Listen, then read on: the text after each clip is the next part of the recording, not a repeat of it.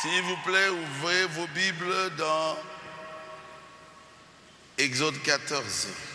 Soki bokoki kofungola ba Bible na bino na Exode 14.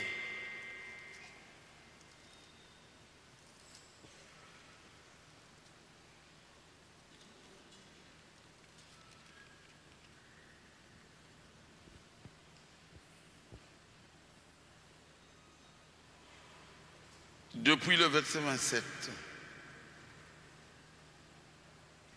Kobanda zelaya tukumi balena sambo. Moïse étendit sa main sur la mer et vers le matin, c'est ça, la mer reprit son impétuosité et les Égyptiens s'enfuirent à son approche. Mais l'Éternel précipita les Égyptiens au milieu de la mer.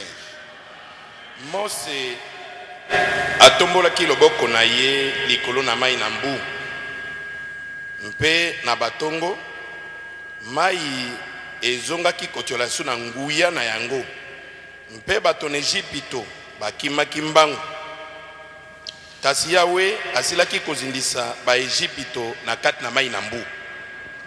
Les eaux revinrent et couvrirent les chars, les cavaliers et toute l'armée de Pharaon qui était entrée dans la mer après les enfants d'Israël. Et il n'en échappa pas un seul. Mai ezongaki na ndenge na yango ya liboso pe ezindisaki makalo bamati na mpunda mpe mampinga mobimba na falo ba oyo balandaki bana na Isalaele kati na mai na mbu ata moto moko te abikaki na yango. 30. En ce jour, l'Éternel délivra Israël de la main des Égyptiens.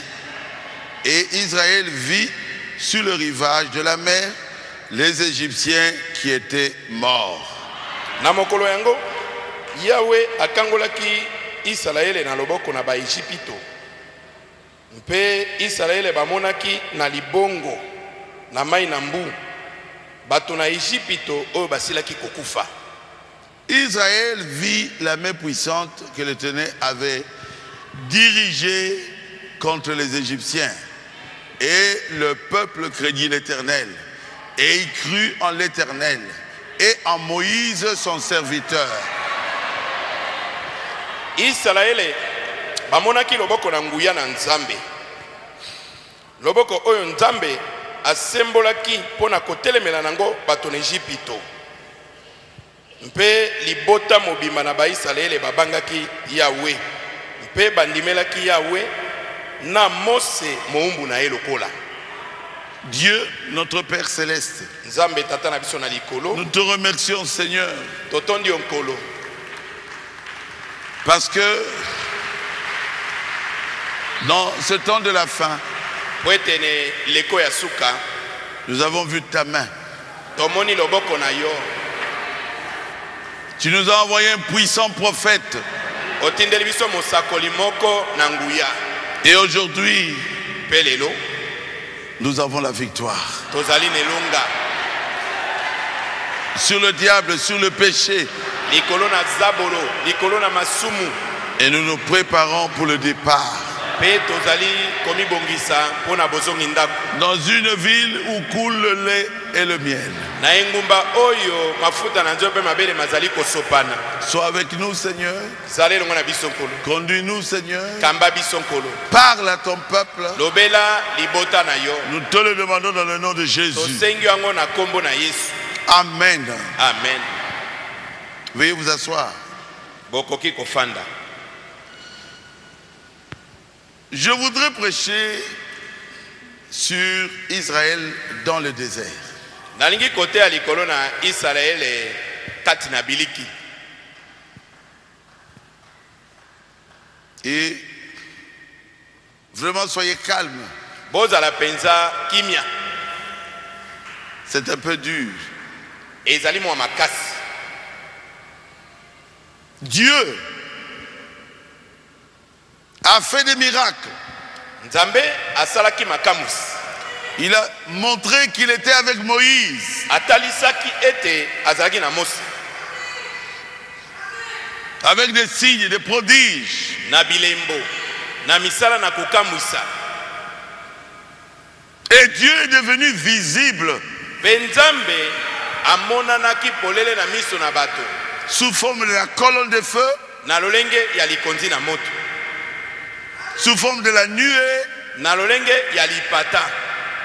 Et les a délivrés par une main forte de l'esclavage de l'Égypte. Pe akangolaki bango na loboko moko na nguya na bumbu bazalaki na Égypte. Dans Exode 15, le verset 20 dit: Marie, la prophétesse, sœur d'Aaron, prit à la main un tambourin. Maria mosakoli ndeko ya Alona akamataki mwa mbunda na maboko. Et toutes les femmes vinrent après elle. Et basi nyonso balandaki ye avec des tambourins, na bambunda, en dansant. Bazali kobina. La Bible dit, Bible lobi, dans Exode 15, na Exode zomi na mitano, verset 1er, nzela liboso, Israël chantait. bato na Israël bayembaki nzembo. Il dit, balobaki, je chanterai à l'Éternel, ete na koyembela Yahweh, car il a fait éclater sa gloire. Zambi asili komonisa nkembo na ye. Il a précipité dans la mer le cheval et son cavalier. Azindisi kat na mai na mbu, mpunda na momati mpunda na yango. L'Éternel est ma force. Yahweh azali bokasi na ngai.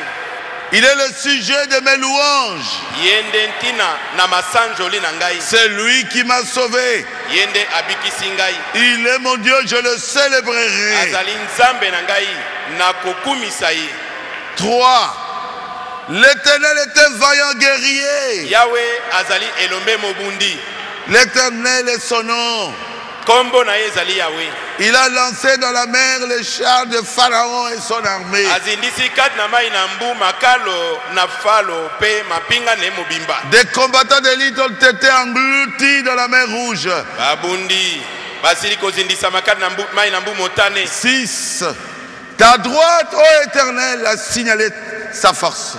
Loboko na yo o Yahweh etalisi bokasi na yango.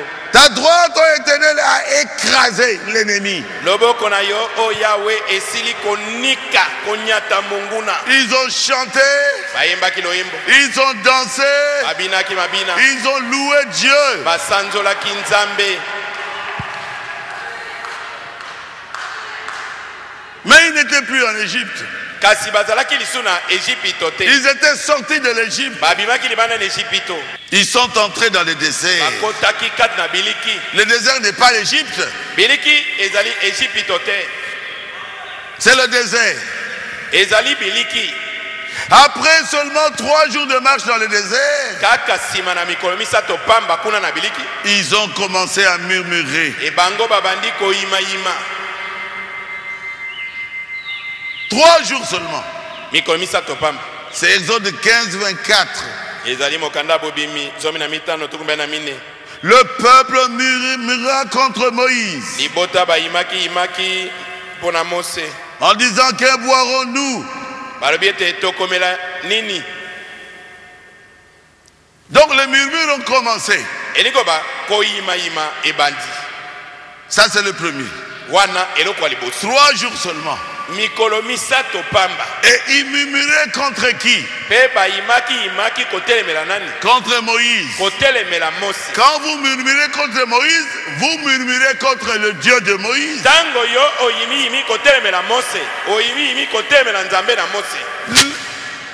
Mose a couru. Il est allé voir Dieu. Ce peuple veut de l'eau. Ils ont bu de l'eau ici qui est amère. Et Dieu montra à Moïse un bois qu'il jeta dans l'eau et l'eau devint douce.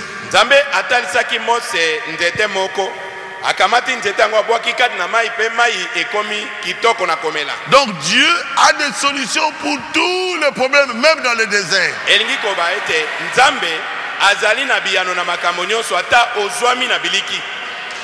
Amen. Amen. Mais l'homme veut toujours murmurer. Je vais montrer plusieurs endroits où ils ont murmuré. Le 15e jour du 2e mois, selon l'Exode 16, toute l'assemblée murmura contre Moïse. Parce qu'ils n'avaient rien à manger dans le désert. Je vais le lire. Exode 16, 2.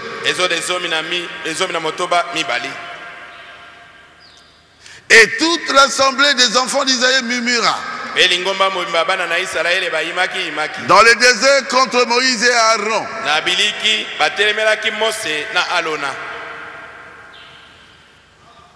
Maintenant Dieu dit, bon, ils ne comprennent pas. Pourquoi ils murmurent?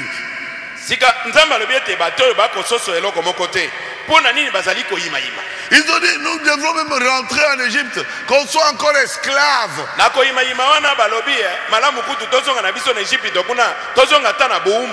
Parce que là-bas on mangeait quand même. On mangeait la viande.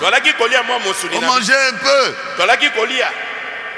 Au verset 4, l'Éternel dit à Moïse, voici, je ferai pleuvoir pour vous du pain du haut des cieux.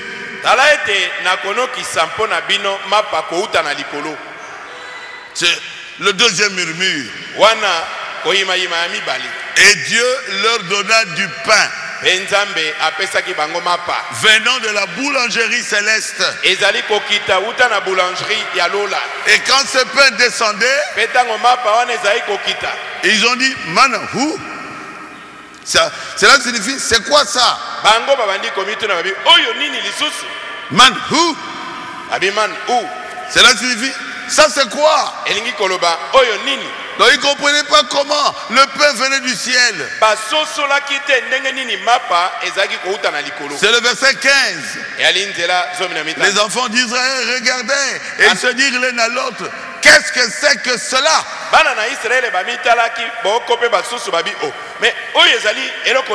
Car ils ne savaient pas ce que c'était. Et Moïse leur dit, c'est le pain que l'Éternel vous donne pour nourriture. Et ils ont appelé cela la manne. Sans travailler. Ils n'ont pas travaillé. Mais la nourriture descendait du ciel comme une pluie. Votre Dieu est capable de vous nourrir. Même si vous êtes dans le désert. Et le troisième murmure. Alléluia. Oh l'homme, il oublie toujours. Ils ont dit, mais nous mangeons du pain, nous en avons marre. Il faut qu'il y ait aussi la viande.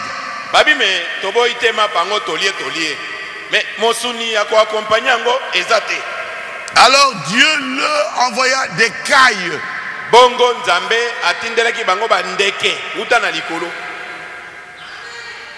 Des cailles, ils ont mangé maintenant la viande.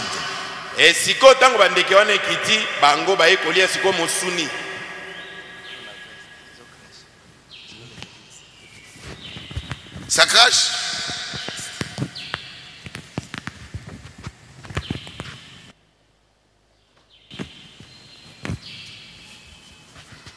Donc, Dieu est capable capable de vous donner n'importe quelle nourriture, même la viande dans le désert. Nzambe azana makoki akopesa o bilei nyonso ata mosuni na kati na biliki. C'est dans Exode 16 de 11 à 13. Yali na Exode zomi na motoba zomi na moko kino zomi na misato. Notre Dieu pourvoira à ton besoin. Nzambe na biso akokokisa bosenga na yo. Est-ce que tu crois à cela? Est-ce que yo ndimi yango? L'homme ne fait que murmurer. Moto mosane kaka koyima yima. Il voulait de l'eau. Alukaki mai. Ils ont pris de pierres pour lapider Moïse. Bakamati mabanga po ete babamba Mose. Exode 17, 5. Na Exode zomi na sambo mitano.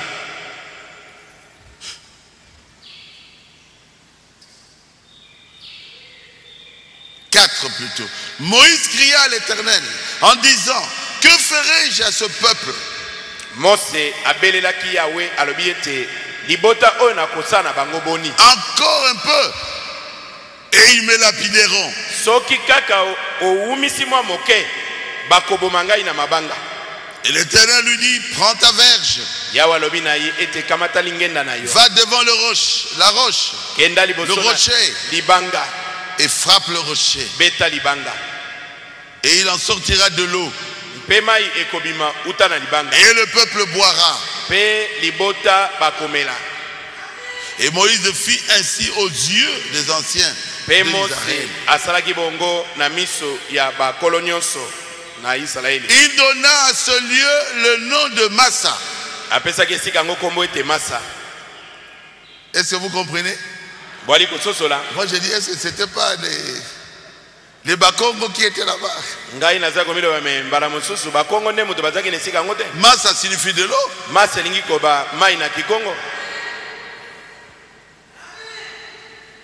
Pourquoi? Parce que l'eau est sortie de là. Et Meriba. C'est là où ils ont tenté et créer des problèmes à Moïse. C'est quoi? C'est troisième murmure. Non, quatrième. Cinquième murmure.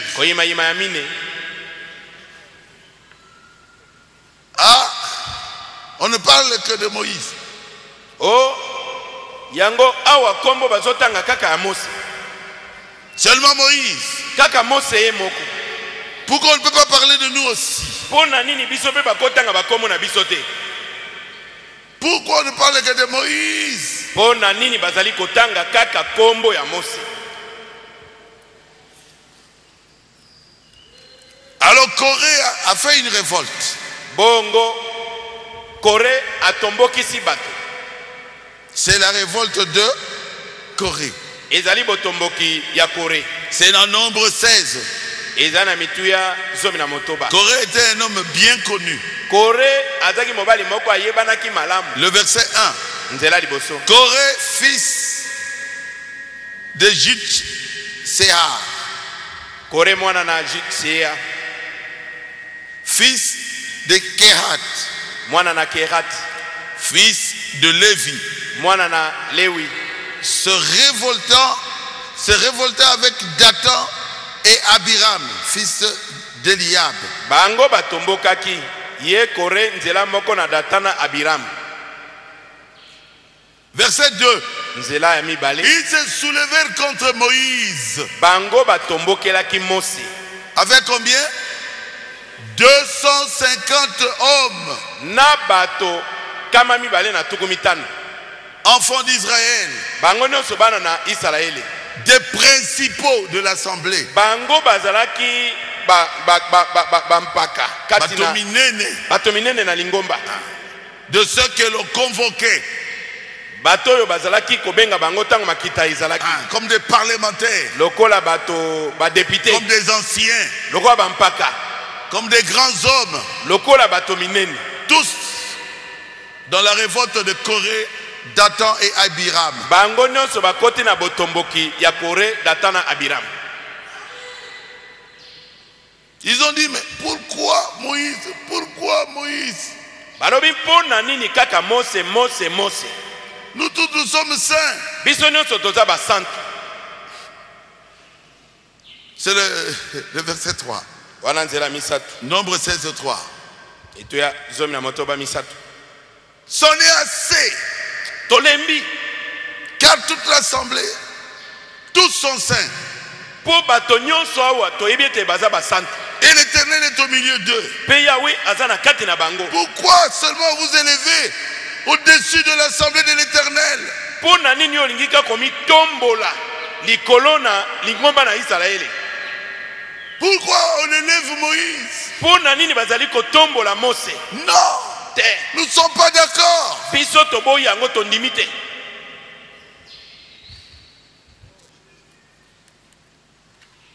C'est une révolte. Ezali botombo kinabato. Écoutez la réponse de Moïse. Bolanda eyano na Mose. Verset 28. Nzela tukumi bale na mwambe.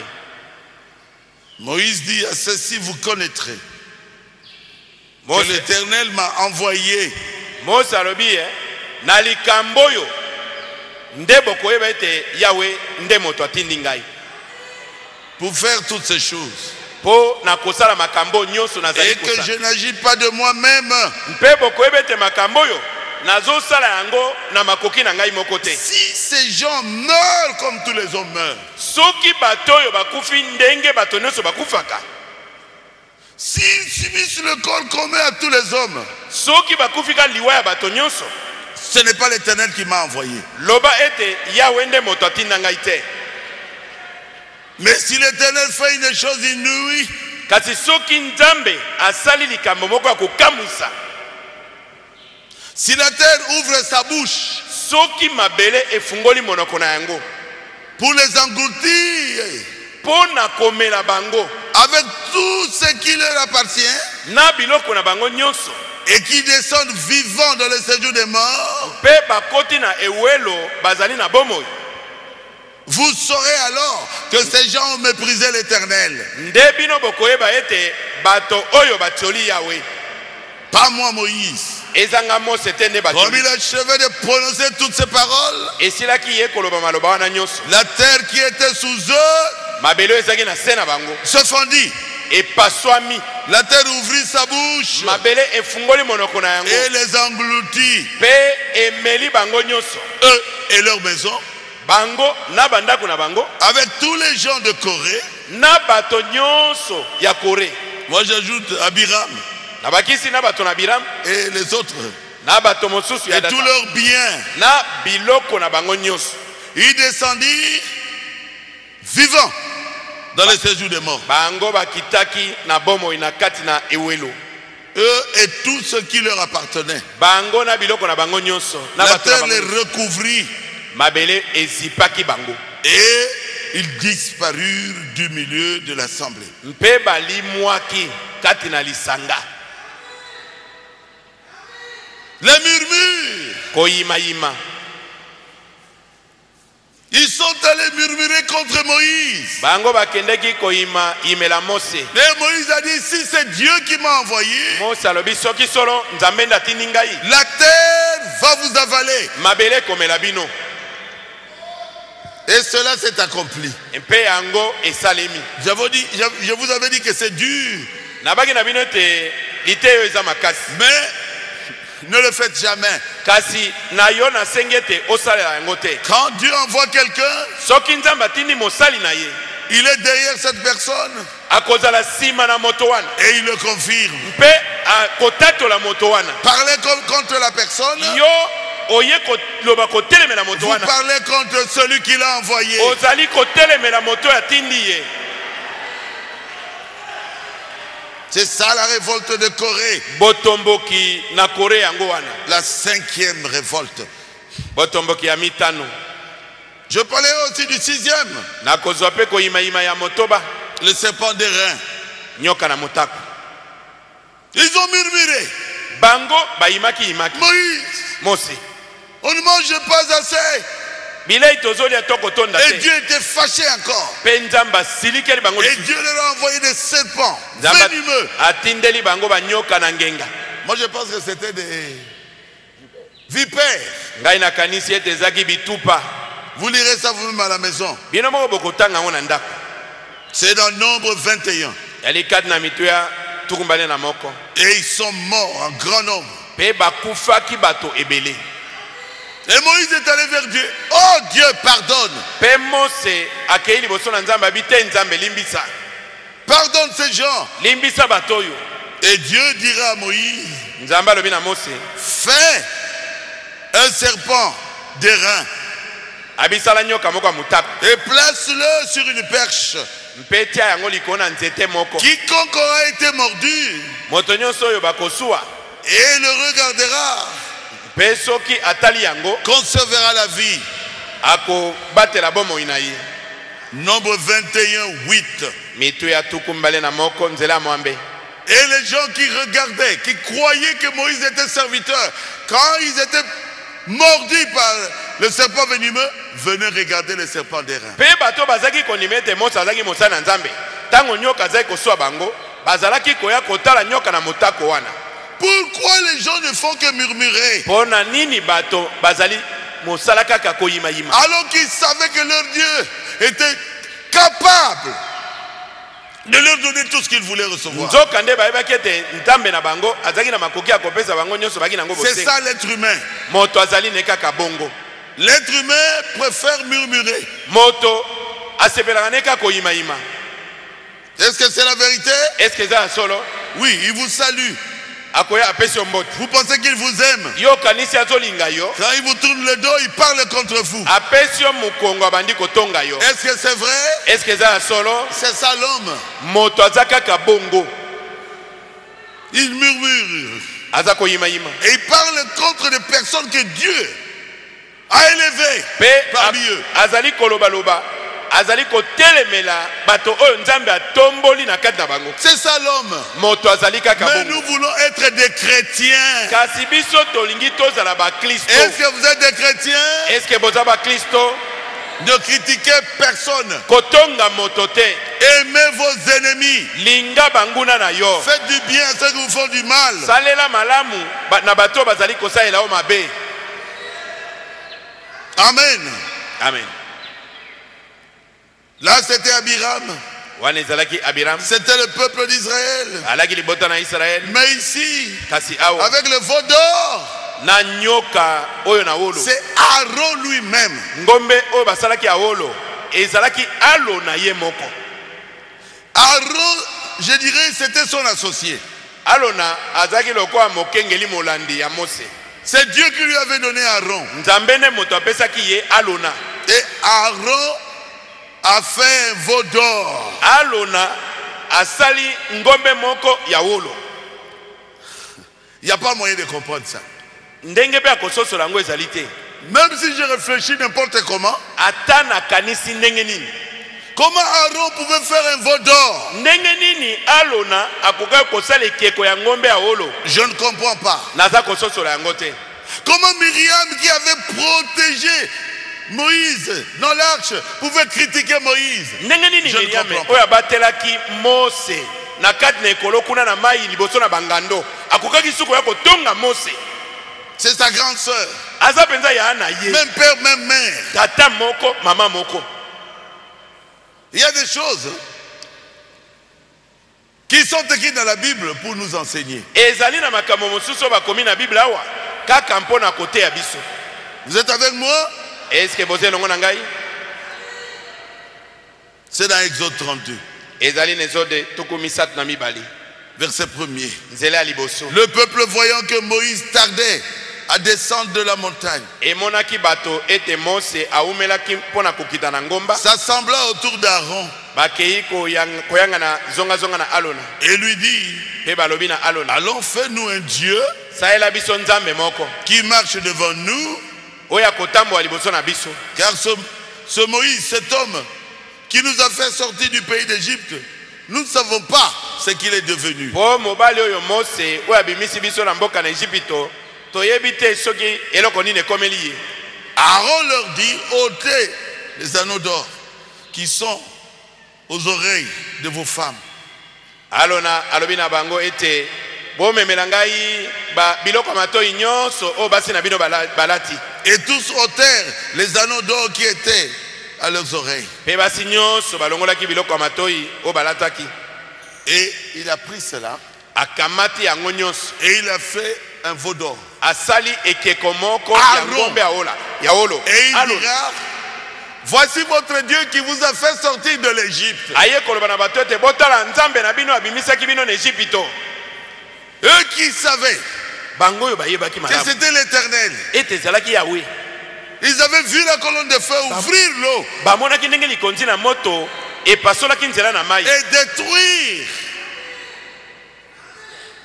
l'armée de Pharaon. Ils ont commencé à adorer le veau d'or. Mes frères bien-aimés, nous chrétiens, n'oubliez pas ce que Dieu a fait pour nous. N'oublions pas ce que Dieu a fait pour Rigini. Ma soeur, n'oublie pas ce que Dieu a fait pour toi. Non. Ce n'est pas un féticheur qui t'a fait ça. C'est Jésus qui t'a donné ce que tu as. Amen. Amen. C'est Jésus qui t'a donné ce travail que tu as. C'est Jésus qui t'a donné le commerce que tu as. Et ici c'est Aaron qui va mentir au peuple d'Israël, leur disant que c'est le veau d'or qui les a fait sortir de l'Égypte.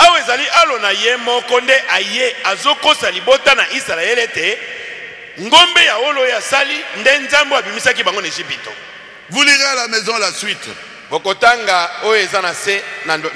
Dieu les a frappés. Dieu les a frappés sérieusement.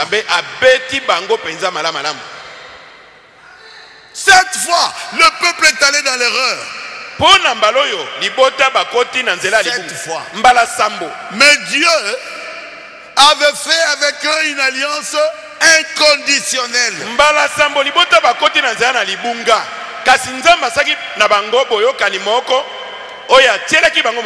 Dieu ne vous rejettera jamais. Aujourd'hui, il est le Dieu d'Israël. Dieu t'a choisi. Il sera toujours ton Dieu. Tu dois revenir à lui et lui demander pardon. Maintenant, ils sont arrivés à Kadesh Barnea.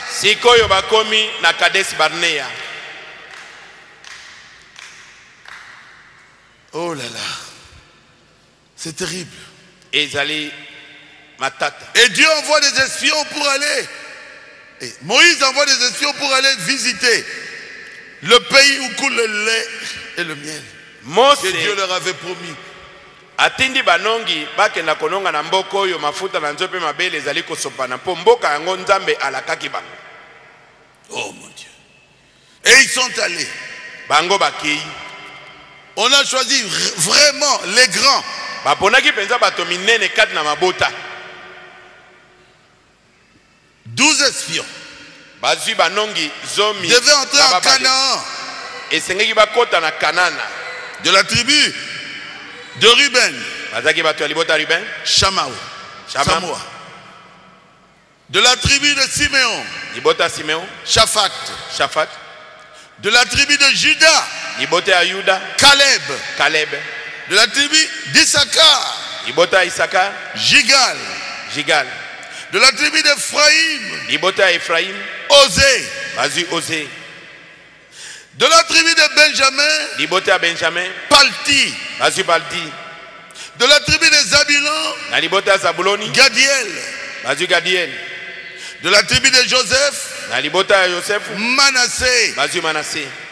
De la tribu de Dan, Amiel. Ainsi de suite. Et il y avait aussi Josué avec eux. Moïse a dit, Josué, tu dois être là.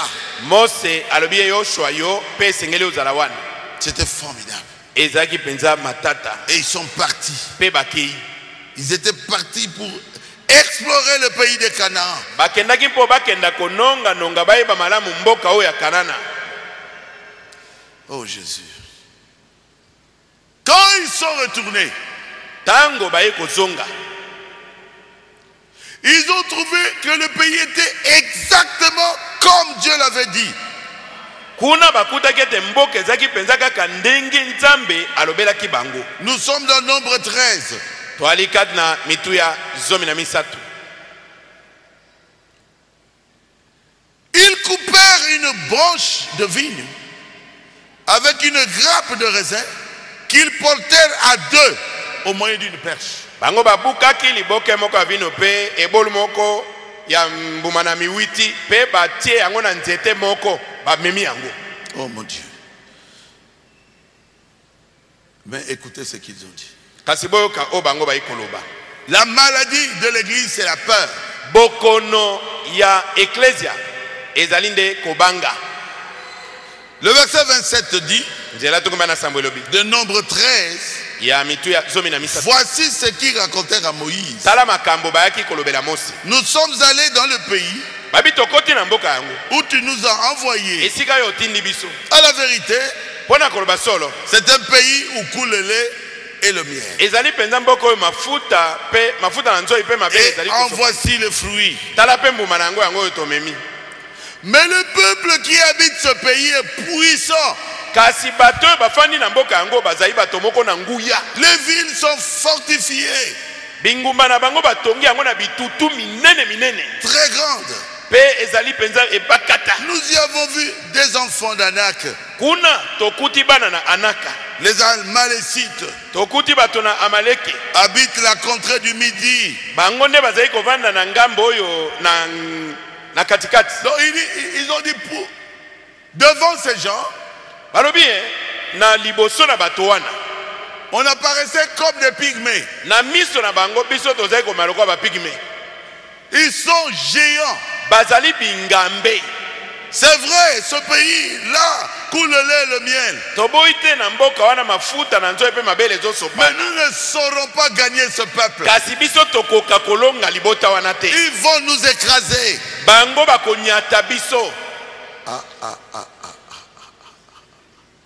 Oh Jésus. Nombre 14. Hein? Toute l'assemblée éleva la voix. Pleura, poussa des cris. Le peuple pleura pendant toute la nuit. Et tous les enfants d'Israël murmurèrent contre Moïse et Aaron. Pourquoi Dieu nous a dit de prendre ça? On devait rester en Égypte. Ils avaient peur.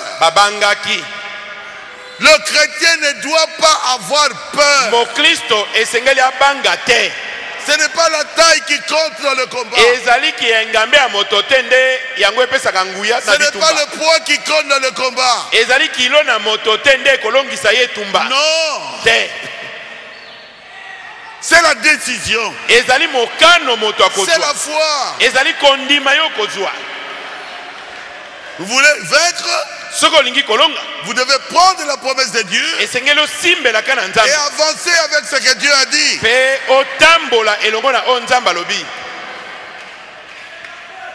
Amen. Amen. Nombre 13 de 30. Caleb, Moïse, qui encore? Josué. Caleb, Mose, na Yoshua. Ils étaient là. Il dit à ces gens-là, taisez-vous. Nous monterons contre eux. Et nous serons vainqueurs. Nous pouvons monter contre eux. Car nous sommes plus forts. Parce que vous avez la promesse de Dieu. Et ils n'ont rien. Ils n'ont que les muscles. Bango bazaka na La taille. bazaka na Ne kiengambe regardez pas Goliath. kotala molaina kiengambe ya Goliath te. Regardez à votre Dieu. Tala monene ya Nzambe na yo.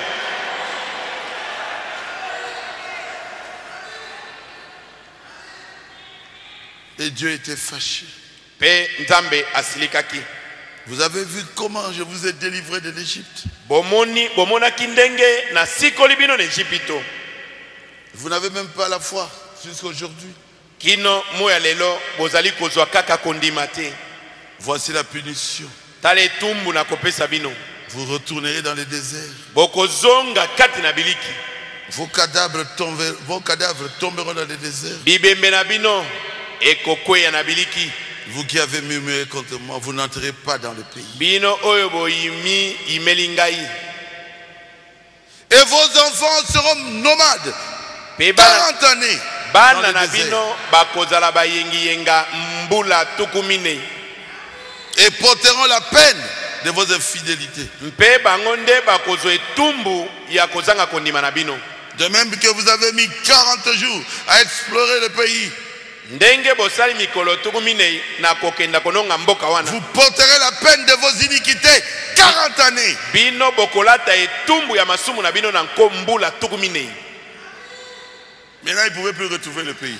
Sikoyo ndenge ya kokoma suna mboka ngo ezalaki. Ils ont commencé à tourner en rond. Bakomika ko yenga yenga bako. Alors qu'ils étaient déjà arrivés. Nzoka nde basi bakomaki na mboka. Ils ont fait 40 ans de souffrance dans le désert. Basali mbula tukumine ina mpasi minyoko na biliki. À cause de leur incrédulité. Na tina ya kozanga kondima na bango. J'avais dit, c'est triste. Nalobaki ete ezali mawa. Mais kasi la génération qui viendra, libota oyo ekobotama ekoya na sima. C'est cette génération-là qui entrera libota dans le nande pays. bakokota kati na mboka. Quand nous avions commencé, Tango biso tobandaka, on a tourné en rond. tobandaki kobaluka zinga zinga to kobaluka 40 ans dans le désert. mbula tukumine na biliki. Vous êtes une autre génération. Bino bozali bato ya libota mosusu. C'est vous qui entrerez dans le pays. Bino nde bokokota na mboka.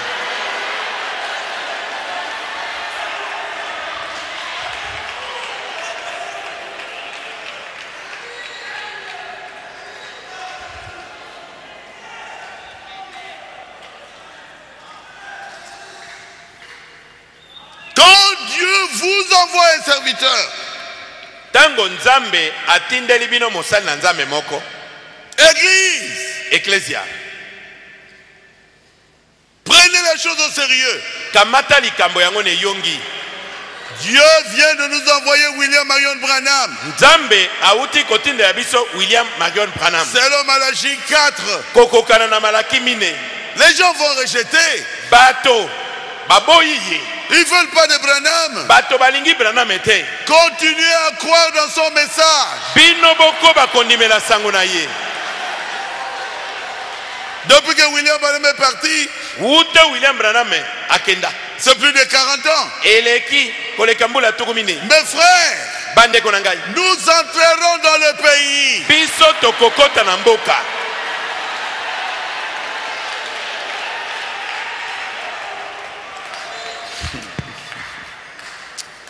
Je crois que vous me comprenez. Na banzi ete bali kososola ngai.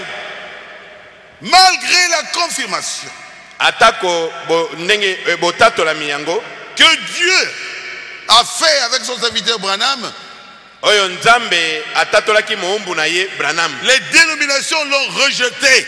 Bato na mangomba bibongiseli. Mais nous croyons dans Malachie 4. Kasi biso tondimeli Malaki minei. Est-ce que vous pouvez dire amen à cela? Est-ce que bokolo ba mena yango?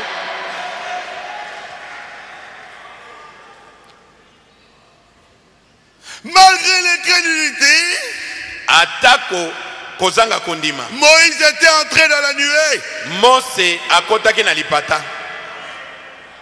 Dans le mont Sinaï. Nangomba Sinai. Et il était descendu Pe ayaki kokita. avec le message de l'heure. Na sango na tango.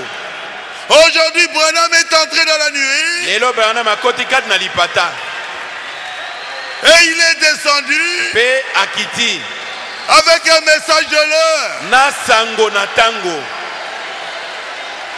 Les gens vont rejeter cela. Bato bakoboya yango Malgré la confirmation, ata ndenge nzambe atatola les gens vont rejeter. bato baboyi yango. Mais ceux de Dieu croiront au message. Kasi ba oyo ya nzambe bakondimela sango na tango.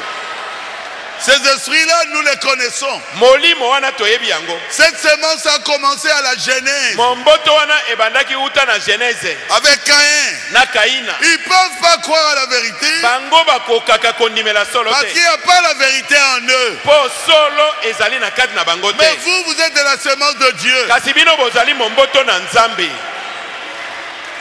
Quand la vérité est prêchée, Tango solo ezali kote yama. vous ne pouvez pas résister à la vérité. Bino bokoka koyika mpi kote liboso na solo. Vous croirez à la vérité. Bokondimela yango bobele. Vous ne critiquerez pas le prophète. Bino bokotonga mosakoli te. Non. Te. Dieu nous a envoyé un véritable prophète. Nzambe atindeli biso mosakoli moko ya solo. Comme Moïse. Lokola Mose. Il nous a apporté le message. Amemeli biso sango na Moïse tango. a apporté les 10 commandements. Amemaki mibeko zomi. Et Moïse est venu avec la guérison. Pe Musa ayaki na lobiko na nzoto. Alléluia. Amen. William Branham aussi est venu avec la guérison. William Branham ayaki pe na lobiko na nzoto. Vous croyez à cela? Est-ce que bino bondimi yango? Nous avons vu sur la terre Biso tomoni awa na mokili. un homme Dieu. Moto nzambe. Moïse était un homme Dieu. Mose azaki moto nzambe. Est-ce que c'est la vérité? Est-ce que ezali ya solo? Je te fais Dieu pour Aaron. Na sali yo nzambe pona Et je Aaron. te fais Dieu pour qui? Pharaon. Na sali yo nzambe pona Falo. Il n'était pas notre Dieu. Azalaki nzambe na biso te. Mais Dieu était avec lui. Kasi nzambe azalaki elongo na ye. À cette époque-là, Na eleko yango Dieu marchait tellement avec lui nzambe atambolaki pene na ye koleka. parce qu'il avait la parole de Dieu rendue manifeste. Po ete azalaki na liloba na nzambe oyo emonisamaki polele na misala. Quelqu'un peut dire amen à cela. Amen. Et aujourd'hui, Pe lelo nous avons William Marion Branham tozali na William Marion Branham qui nous a apporté les 7 tonnerres oyo amemeli biso nkake sambo qui rassemble l'époux, oyo ezali kosangisa mwasi na libala, non pas diviser l'époux, ezali kokabola mwasi na libala te, mais rassemble l'époux yango ezali kosangisa mwasi na libala et lui donne la foi pour l'enlèvement. mpe ezali kopesa ye kondima mpo na konetolama. N'ayez pas peur. Kobanga eloko te. Vous pouvez recevoir le Saint-Esprit. Okoki kozwa molimo santu. Vous pouvez aller à Canaan Okoki kokende na Kanana et revenir avec le fruit du mpe pays. ozongi na mbuma ya mboka yango. Canaan, c'est le baptême du Saint-Esprit. Kanana ezali libatisi ya molimo santu Et le fruit, c'est le fruit de l'Esprit. mpe mbuma wana ezali mbuma ya molimo. N'ayez pas peur. Kobanga eloko moko te. Le Saint-Esprit est là pour vous. Molimo santu azali wana mpo na yo.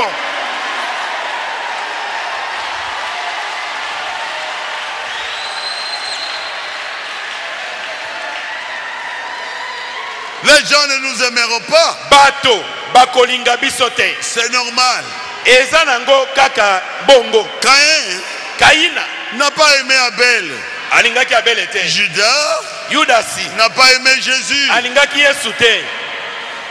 Ceux qui sont de Dieu vous aimeront. Ba oyo bazali ya Nzambe bakolinga bino. Vous avez des frères. Boza na bandeko Vous avez des babali. sœurs. Boza na bandeko basi. Vous avez des mères. Wali na ba mama. Vous avez des pasteurs. Bozali na bakengeli. Vous avez une famille chrétienne Wali toali libota moko ba Kristo. qui vous aime.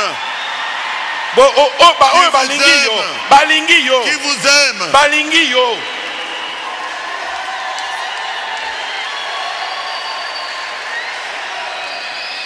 Chaque semence doit se manifester selon son esprit. Momboto nyonso esengeli komimonisa kolandana na lolenge na yango. Au paragraphe 23, frère Branham dit, Nete na sango tuku mena misato ndeko wana malobibu. les chapitres, Na mokapo. la Genèse, Mokapo ya Genèse. sont des semences. Ezali Et vous momboto. remarquerez Pe bokomona. que toutes ces sectes Ete mangomba nyonso bokabwani nyonso de nos jours ya mikolo na ont lelo leur commencement dans la Genèse. ebandeli na yango ezali kaka na Genèse Et il se termine ici dans les derniers jours. ezali koya kosukelawa na mikolo na Mais vous, kasi bino vous êtes appelés par l'élection. bobiangami kolandana na boponami Dieu vous a aimé. nzambe alingaki yo Qu'est-ce qu'Israël a fait? eloko nini Israele asalaki Rien. asaki eloko te Dieu les a aimés. nzambe alingaki bango Il les a élus. alingaki bango Est-ce que c'est clair? est-ce que ezali polele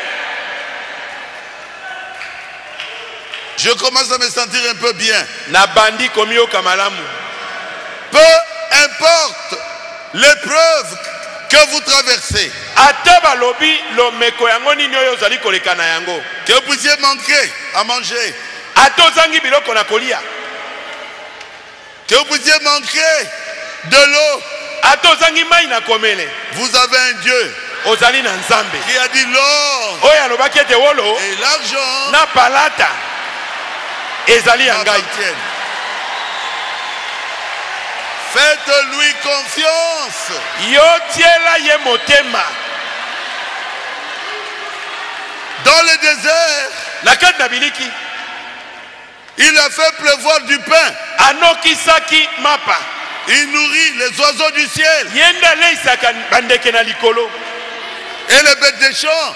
ye nde aleisaka banyama na zamba Faites-lui confiance. yo tiela ye elikia Il va vous donner. akopesa yo Il va vous donner. akopesa yo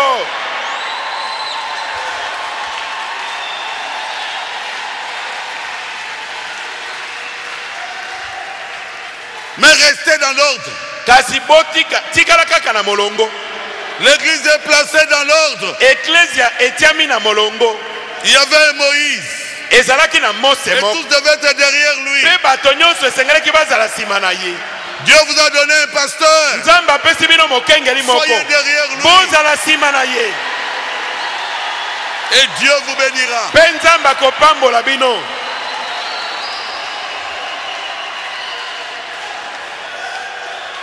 Enlevez l'esprit des critiques. bolongola molimo na matongi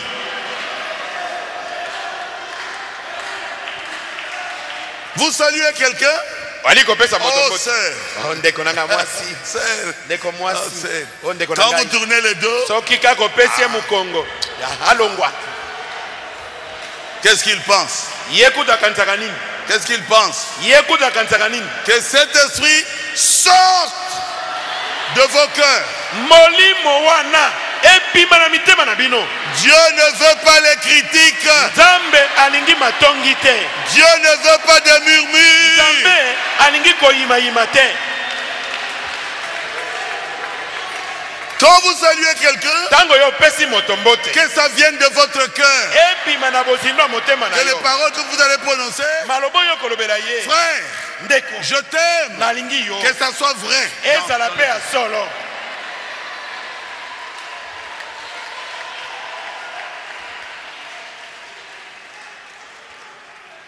Oh Jésus, o yesu aimez-vous les uns les autres. bolingana bino na bino mpenza Et Jean dit, ceux qui sont de Dieu Pe Yohana- nous écoutent. yohana alobaki ete bo bazali ya nzambe bakoyokela biso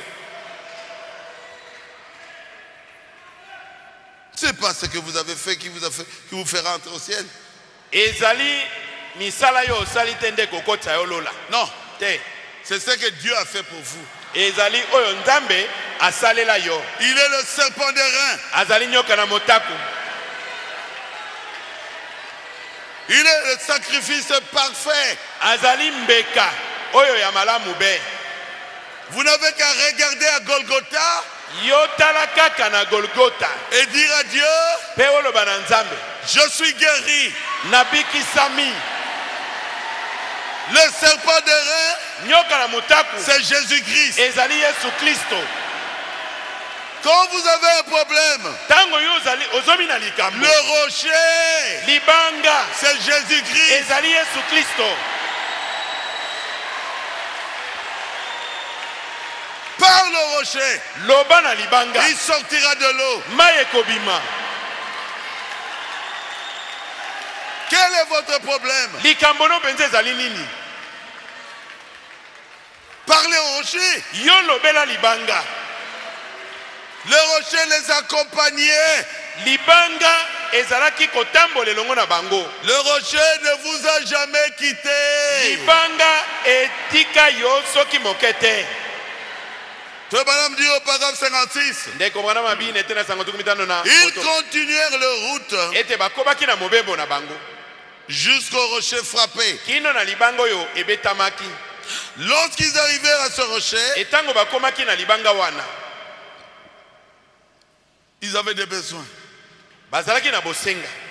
Mais Moïse Babi motsi. frappa les rochers. Mosa betaki libanga. Amen. Amen. C'est là que nous sommes arrêtés. Nde sika Hier soir, lobeleki na po. il frappa les rochers Abetaki libanga. avec la verge. Na lingenda. Et la verge était la verge du jugement de Dieu. Pe lingenda wana ezalaki esambiselo ya Nzambe.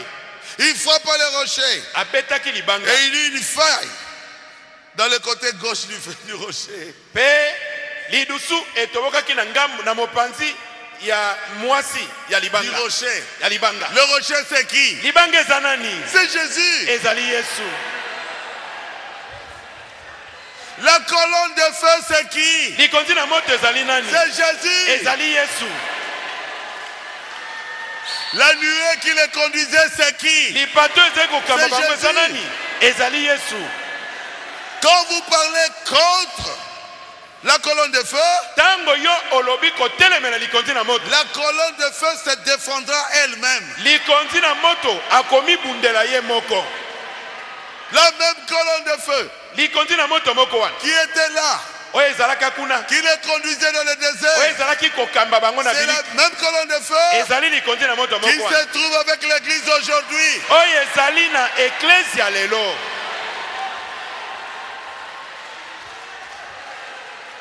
Peu importe l'épreuve, Ata lomeko yango balobi eza boni. frappez le rocher. Yo beta na Peu libanga. importe l'épreuve, Ata lomeko yango parlez bakasi boni. au rocher. Loba na libanga. Demandez-lui ce que vous voulez. Senga ye nyonso ozala ngo posa. Demandez-lui ce dont vous avez besoin. Senga ye oyo ozali nango bosenga. Parlez au rocher. Loba na Le libanga. rocher a été frappé pour toi. Libanga ebetamaki mpo na yo.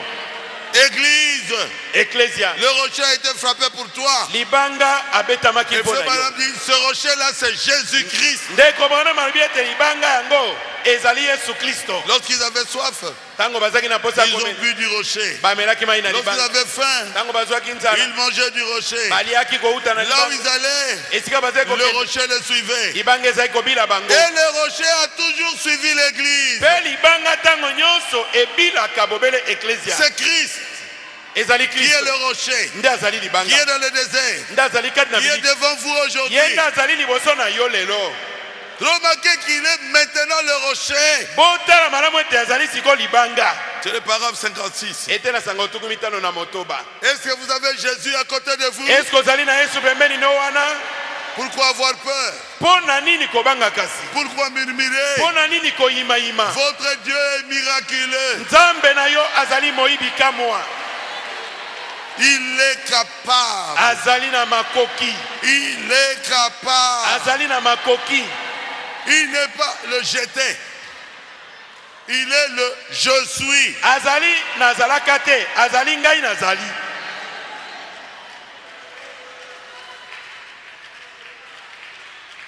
Ça vous fait du bien? Ezosala bino malamu hein?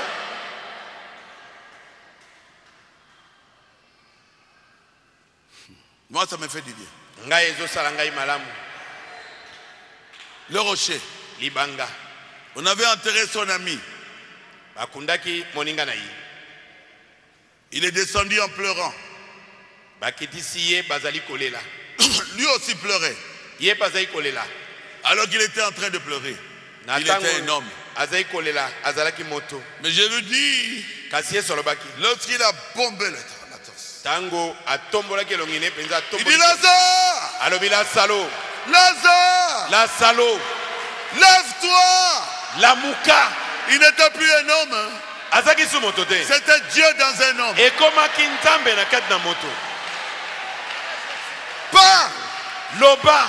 Moïse, pourquoi tu pleures? Mose. Ozole lampona nini. Église. Ecclesia. Ne gémissez plus. Dieu ne veut pas ça. Parlez au rocher.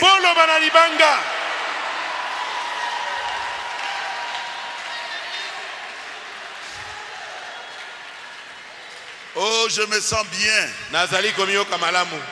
Josué leur a dit, taisez-vous. Nous sommes capables d'entrer là-bas. Caleb a dit, taisez-vous. Combien étaient entrés dans ce pays-là? Josué et Caleb. Tous ils étaient morts. C'est une autre génération qui était venue. Qui était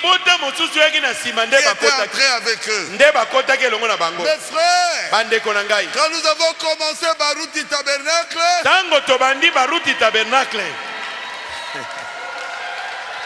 il y a plus ou moins 40 ans. Vous êtes la génération qui est venue. Amen. Amen. Ne pleurez pas. Vous avez la colonne de feu.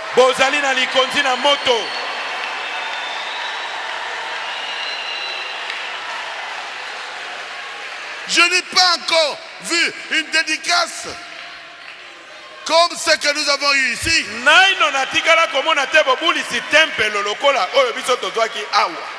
Avec la colonne de feu qui remplissait le stade de temps en temps.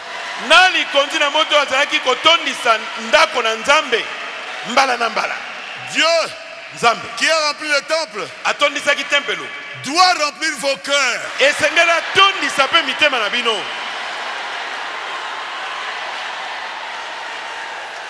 N'ayez pas peur. Apportez les fruits. Alléluia. Amen. Soyez remplis d'amour. Aimez vos ennemis. Faites du bien à ceux qui font du mal. Amenez les fruits qui montrent que vous avez le Saint-Esprit. Protégez vos langues. N'injuriez personne. Soyez remplis d'amour. Soyez plein feu. Nous sommes dans le réveil. Nous sommes dans le réveil. Vous croyez que nous sommes dans le réveil? Parce que nous avons entendu les 7 tonnerres. Sambo.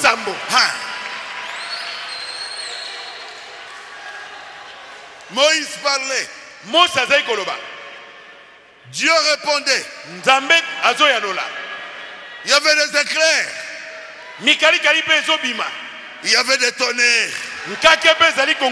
Quand Dieu parlait, le peuple écoutait les tonnerres. Mais Moïse écoutait la voix de Dieu. Les tonnerres, c'est le message de Frère Branham. Ça réunit l'épouse pour lui donner la foi pour l'enlèvement.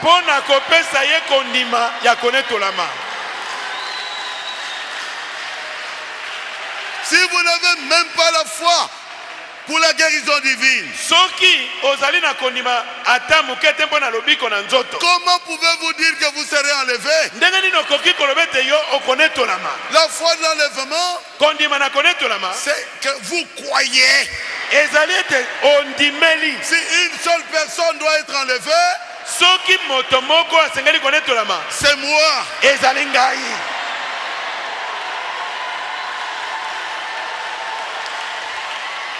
Et vous serez enlevé. Vous serez enlevé, moi je le crois de tout mon cœur. Malgré les épreuves, le diable va échouer. Nous entrerons dans le pays où coule le lait et le miel.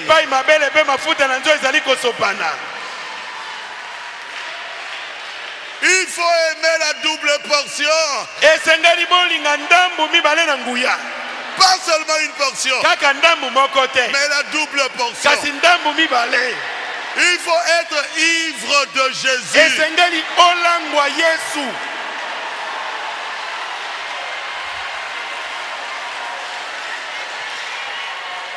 Frère Branham dit, Ndeko Branham alobi ils avaient traversé le pays de Canaan bakatisaki mboka na Kanana et ils étaient revenus avec une double portion. bazongaki na ndambu mibale na nguya. C'est ce que nous devons avoir. Yango nde biso tosengeli kozala na C'est le yango. paragraphe 138. Ete na sango mokama to misato na mwambe. Oh, faites attention. Ah, bokeba. Cet esprit-là. Bokeba na molimo santo wana. Faites attention. Bokeba. La guérison là. Na lobiko na nzoto wana. Si vous n'acceptez même pas la guérison, Soki ozondi mata lobiko na nzoto te. comment vous allez monter au ciel? Ndenge nini okomata lola? Comment vous allez monter au ciel? Okomata lola ndenge nini? Mes frères du message, Bandeko na ngai ya sango na tango. soyons unis Tozala eloko moko. derrière le prophète, Sima na mosakoli. avec tous les frères et sœurs, Na bandeko nyonso babali pe basi. nous préparer pour l'enlèvement. Tomi bongisa mpona linetwa. Vous croyez à cela? Est-ce que bondimi yango? Moi je le crois de tout mon cœur. Ngai na ndimi yango na motema moko. Dieu n'échouera pas. Nzambe akokweya te. Moi je pense que Dieu n'échouera pas. Ngai na kanisi ete Nzambe akoki kokweya On te. a suffisamment erré. Toyengi mingi. Mais aujourd'hui, Kasi lelo nous avons le Saint-Esprit. toza na molimo santo. Nous sommes sûrs. Toyebi malamu. On a trop erré dans les déserts. Toyengi mingi kati na biliki. Trop. Mingi. Avec des pasteurs sorciers. Na bakengeli ya bandoki. Mais aujourd'hui, Kasi lelo soyons unis derrière des vrais pasteurs. tozala liboke moko sima na mokengeli ya solo. Il y avait la sécheresse. Bokauki na mabele ezalaki. Je vous dis la vérité. Nazoloba bino solo. Nous étions une vieille église desséchée. Dans ces eaux, il n'y avait pas le Saint-Esprit. C'est le paragraphe 149. Nous étions une église desséchée. Biso tozalaki ecclesia moko ya kokauka. Molimo santo ezalaki te. Je vous dis la vérité. Nazoloba bino Quand on solo. avait commencé, Tango tobandaka. il y a quelqu'un qui était même parti chercher le Saint-Esprit au cimetière. Eza kutu na moto moko akende koluka molimo santo na maita. Moi, quand j'ai regardé, non, non, ça, c'est pas le Saint-Esprit. Tango natali na bi oyo eza molimo santo te. Non, c'est quel Saint-Esprit ça? Oyo molimo santo ndenge nini? Le paragraphe 149, frère madame dit, Ete na sango mokama tokomine na libwa ndeko bana balobi. frère, Bandeko. je vous dis, Nazoloba na bino. on était une vieille église desséchée. Tozalaki mobange Dans moko boye ces ecclesia eaux, kokauka. il n'y avait pas de Saint-Esprit, pas de salut, pas de guérison divine, Molimo santo azalaki te lobiko ezali te lobiko na nzoto pe ezalaki te. pas de puissance de Dieu, Nguya na nzambe pas pe de ezalaki. cris, Koganga pe pas ezalaki. de joie. Esengo ezalaki te. Les gens sont là. Bato bazali kaboyi. Aidez-moi à les enterrer. Ils n'ont pas la- Osunga ngai na kunda bato wana. Il dit ce dont nous avons besoin aujourd'hui, Alobi ete oyo biso tozali nango bosenga c'est lelo. le déversement du Saint-Esprit à l'ancienne mode. Ezali bosopani ya molimo santu na lolenge ya kala. Le Saint-Esprit à flot, Molimo santu oyo ekosopana lokola mbonge. le gros les balais. Alléluia. Okoki koloba Alléluia. kokanga. Alléluia. Frère Branham dit, cela m'adoucit un peu. Ndeko bana mabi yango eza kokitisa nga mwa moke motema. Il dit Amen. Alobi amen. Il dit, cela signifie ainsi soit-il. Abi elingi kobete ezala sebongo. Ah, il dit le Branham Tabernacle aussi a besoin d'une bonne dose. Alobi Branham tabernacle pe azali na posa ya dose moko ya malamu. N'ayez pas peur. Bobanga te. Vous n'êtes pas des poussins. Bino bozali bana na soso te. Les poussins vont dire attention. Bana na soso balobelaka bango bokeba. Si vous allez là-bas, So bomeki ko bima vous libanda allez lopango. mourir dans l'eau. Boko kufa na mai. Mais le canard, Kasi bana na maba. ils entrent Bango bakota dans kana. le Saint-Esprit. Na kati na molimo Ils santo. descendent. Bako Ils kita. sont dans l'eau. Bakoti na mai. Ils nagent. Bako tiola. Ils sont dans l'eau. Bako beta mai. N'ayez pas peur du Saint-Esprit. Bino bobanga molimo santu te. Oh Jésus, Oh Yesu. je me sens bien. Naza komioka Il malamu. faut que je m'arrête. Esengeli na N'ayez katawana. pas peur du Saint-Esprit. Bino bobanga molimo santu te.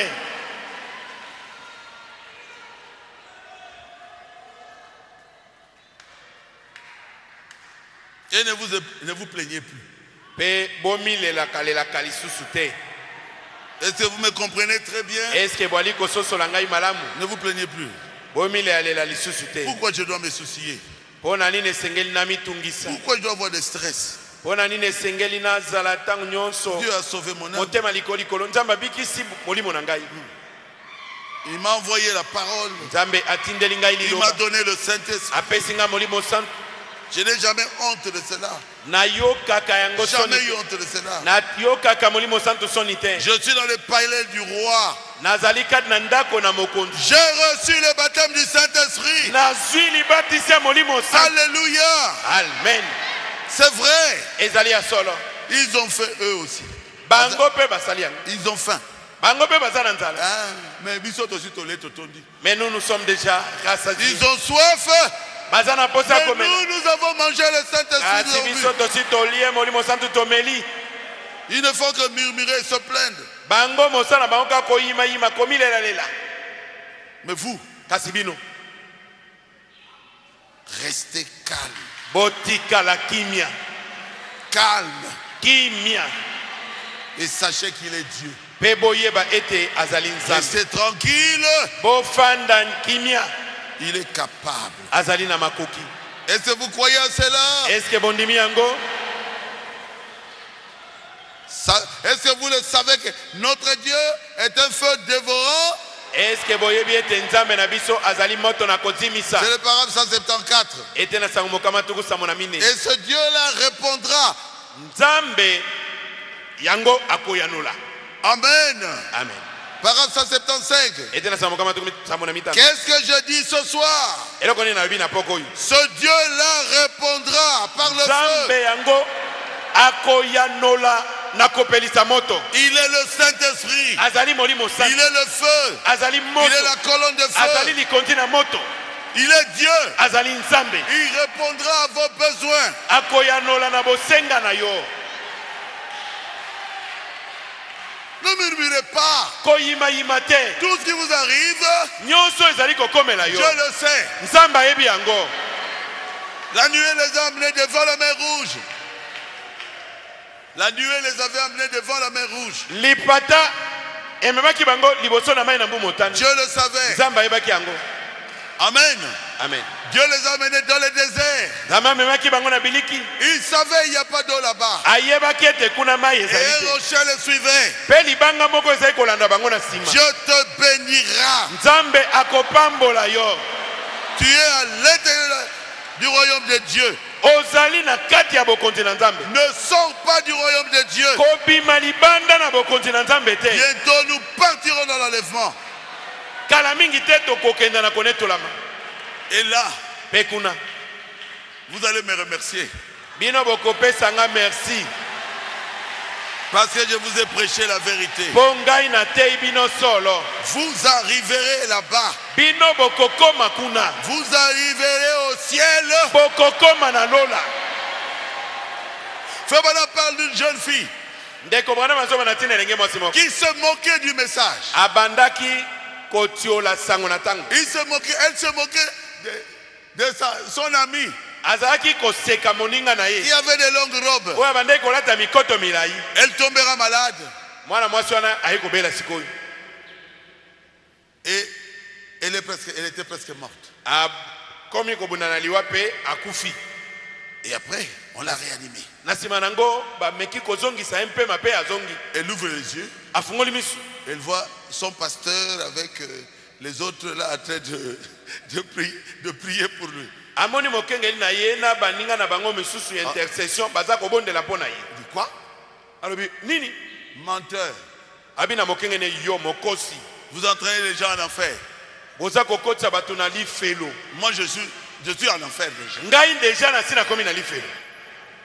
Toi tu ne voulais pas qu'on croie au message de Frère Branham. Yo oboya kibiso to ndimela sango na ndeko Branham. Et moi je critiquais. Nga nazai kotonga bango. La fille là de mon école. Mwana mwasi wana tobanda kotanga nena kelasi moko. Je suis en enfer. Naza na lifelo. Et puis elle ferme les yeux et part. Si makangi miso pe alali libela ki libela. Je vous dis la vérité. Nazolo ba bino solo. Oh Jésus. La fille a pensé qu'elle adorait dans la vérité. Mwana mwasi wana abandaki kokanisa te basambela kana bosolo. Aujourd'hui, pendant que nous parlons ici, elle est en enfer. Lelo na tango biso dozoloba azana lifelo. Moi, je vous dis, j'ai été au ciel. Ngai nazoloba na bino. Nasi na koma na lola. Habillez-vous correctement. Bola takabilamba na ndenge ya malamu. Respectez le message. Boto sakaliloba oyo ya tango. Peu importe les injures et les critiques. Ata bato bafingi yo ndenge nini batongi yo ndenge nini. Dans peu de temps, Na mwa tango moke nous serons partis. biso tokokenda. Est-ce que vous croyez à cela? Est-ce que bondimi yango? Amen. Manquez tout, Zanga na yo nyonso. mais ne manquez pas l'enlèvement. Kasi kozanga linetwa te. Et quand nous serons là-bas, Pe tango tokozala je kuna. vous dirai, je vous avais dit. Nakoyebisa yo ete, nakoyebisa bino nalobaki na bino. Et on sera dans la joie, Pe tokozala kad de sengo. dans l'amour, Tokozala kad na bolingo. dans la paix, Tokozala kad na kimia. là où il n'y a pas de critiques, Esika matongi mazali là où il n'y te. a pas de murmures. Esika koyima yimezali te. Que le Seigneur vous bénisse. Kolo apambola bino.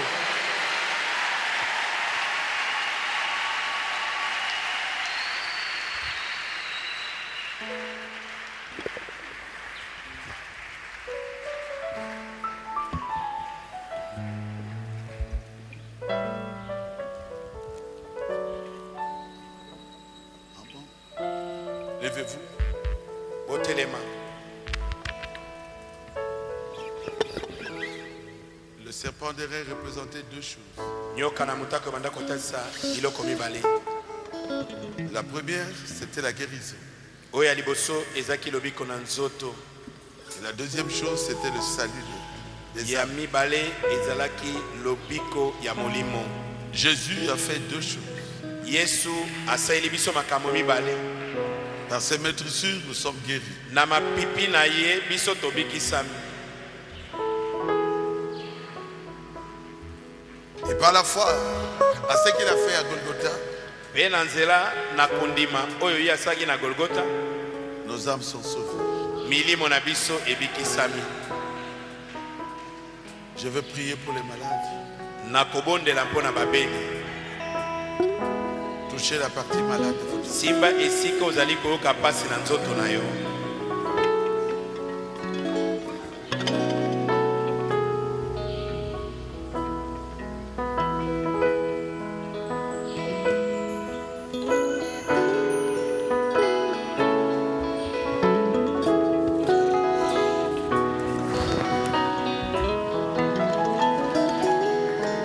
Dieu notre Père Céleste, Nzambe tata nso na likolo. tes enfants sont dans le besoin. Bana no bazali kati na bosenga. Ils ont levé leurs mains, ils ont touché la partie malade de leur corps. Batomboli maboko na bango, basimbi bisika bazali koyoka pasi na nzoto na bango. Tu m'as donné un don, Seigneur. Yo pesi ngai likabo moko nkolo. Guéris chacun d'eux. Bikisa moko na bango. Vous démons de maladie, Bino milimo mabe ya maladi. au nom de Jésus-Christ, Na kombo na Yesu Kristo. je vous ordonne de les quitter. Na pesi bino mitindo botika bango. Au nom de Jésus. Na kombo na Yesu. Au nom de Jésus. Na kombo na Yesu. Au nom de Jésus. Na kombo na Yesu.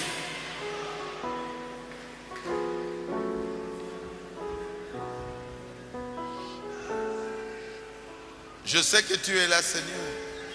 Kolo na yebi tozali awa. Parce qu'il est écrit là où deux ou trois sont réunis à mon nom, je suis au milieu d'eux. Po ete komami ete bipai mibale to misato basangana kombo na nga naza na kati na bango. Nous sommes ici au nom de Jésus. Biso tozali awa na kombo na Yesu. Que le cancéreux soit guéri. bato na cancer babika, Que le sidéen soit guéri. bato na sida babika, Vous démons de l'hypertension, yo molima be ya hypertension, sortez de leur corps au nom de Jésus. pima libana na nzoto na bango, Démons de myome, molima be ya myom au nom de Jésus-Christ, na kombo na Yesu, sortez de leur corps. pima libana na nzoto na bango, Démons de toutes les maladies des yeux, molima be ya maladi nyonso ya miso, au nom de Jésus-Christ, na kombo na Yesu, sortez de leur corps. pima libana na nzoto na bango, Allez dans les lieux arides. kenda na bisika bikauka,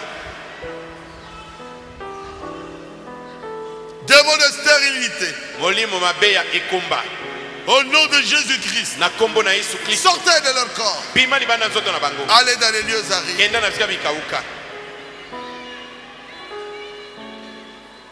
Démons de paralysie faciale, molima be ya buka bukanga momoko, au nom de Jésus-Christ, na kombo na Yesu Kristo, sortez de leur corps. pima libana na nzoto na bango, Allez dans les lieux arides. kende na bisika bikauka, Démons de la folie, molima be ya liboma, au nom de Jésus, na kombo na Yesu, sortez de leur corps. pima libana na nzoto na bango, Allez dans les lieux arides. kende na bisika bikauka, Démons de paralysie, molima be ya buka au buka, nom de Jésus, na kombo na Yesu, sortez de leur corps. pima libana na nzoto Allez na dans bango, les lieux arides. kende na bisika bikauka, Démons de cancer des seins, molima be ya cancer ya mabele, au nom de na Jésus-Christ, kombo na Yesu Kristo, sortez de leur corps. pima libana na nzoto na bango, Allez dans les lieux arides. kende na bisika Démons bikauka, de cécité, molima be ya kokufa miso, au nom de na kombo na Jésus-Christ, Yesu Kristo, sortez de leur pima corps. libana na nzoto na Allez bango, dans les lieux kende arides. na bisika bikauka, Démons sourds-muets, molimo ya kukufa matoi pe au ya nom kibaba, de Jésus, na kombo na Yesu, sortez de leur pima corps. libana na nzoto na Allez bango, dans les lieux kende na arides. bisika bikauka,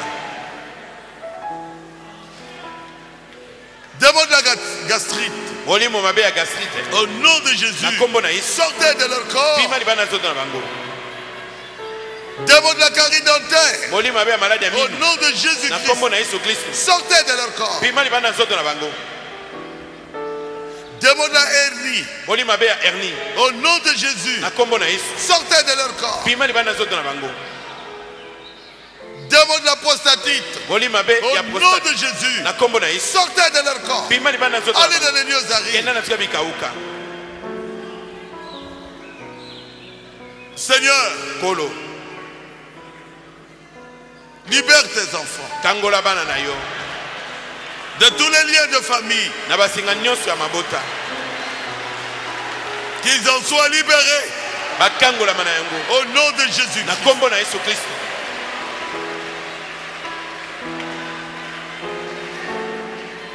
J'ordonne à tous les envoûtements napesi mitindo na kolokama nyonso placés sur quelqu'un qui est ici. oyo etiami likolo na moto moko azali awa, Sortez de leur corps. pima libana na nzoto na bango, Retournez à la personne qui vous avez envoyée. songe epai na moto atindaki yo,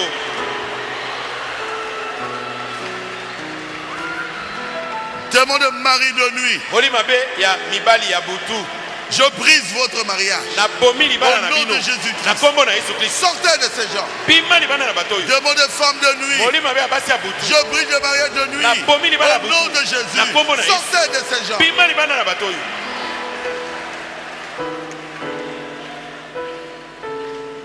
Démons de coutume, molimo mabe ya bonkoko, au nom de Jésus, na kombo na Yesu, sortez de leur corps. pima libana na nzoto na bango, Allez dans les lieux kenda arides. na bisika bikauka,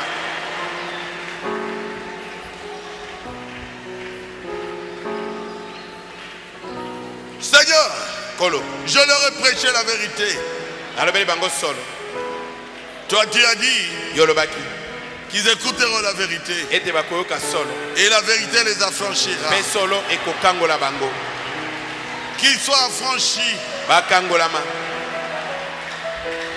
de tous les esprits na milimo mabe nyonso de fétiches, ya bakisi ya de bokoko sorcellerie, ya kindoki, de masques de vieillesse, ya masque de vieillesse, qu'ils soient libérés de toute malédiction. bakangolama na bilakeli mabe nyonso Au nom de Jésus-Christ, na kombo na Yesu Kristo, tu es mort à la croix yo okufaki na ekulusu pour qu'ils soient bénis. po ete bango bapambwama, Bénis-les, Seigneur, pambola bango nkolo, qu'ils puissent recevoir du travail, bazwa misala, que leurs affaires puissent marcher, imbongo na bango etambola que ekela leur vie bomoi na bango puissent changer, ebongwana qu'ils deviennent de véritables chrétiens. bakoma bakristo oyo ya solo Au nom de Jésus, na kombo na yesu soyez libérés bokambolama de tous les péchés na masumu nyonso qui étaient plus forts que vous. oyo ezalaki kolonga bino.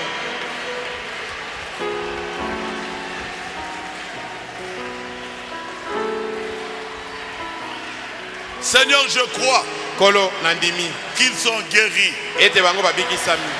Je voudrais que tu remplisses ceux qui en ont besoin, nalingi ete otondisa bo baza nango bosenga qui sortent d'ici remplis de ton esprit. babima na esika oyo batondisami na molimo na yo. Nous sommes à Kadesh Barnea. tozali na kadese barnea. Aide-nous sunga biso à ne pas avoir peur ete tozala na kobanga te, des sorciers, kobanga bandoki te, des magiciens. kobanga baisoloka te. Que nous puissions croire à notre Dieu. biso tondimela bobele nzambe na biso Tu es capable oyo azali na de makoki nous délivrer. ya kokangola biso.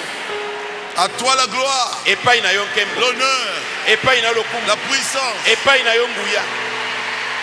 Dans le précieux nom de Jésus, na kombo na motuya na yesu j'ai prié. nabondeli boye. Amen. Amen.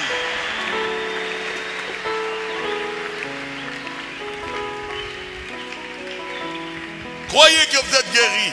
ndima ete obikisami Et nous recevrons des témoignages. tokozwa matatoli na nsima.